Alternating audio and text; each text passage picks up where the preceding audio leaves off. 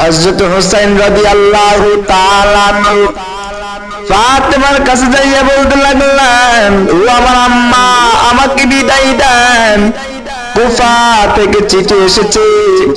হযরত ফাতেমা রাদিয়াল্লাহু তাআলা এই কথা শোনার পরে মুস্কি মুস্কি হাসতে লাগলেন।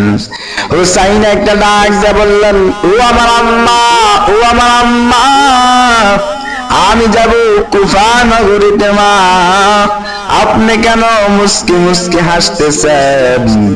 হযরত ফাতেমা রাদিয়াল্লাহু তাআলা বললেন, ও হুসাইন, আমি কেন মুস্কি মুস্কি হাসি কেন জানোনি? কারণ তুমি শহীদ হয়ে যাইবা, আমার কোনো দুঃখ নাই।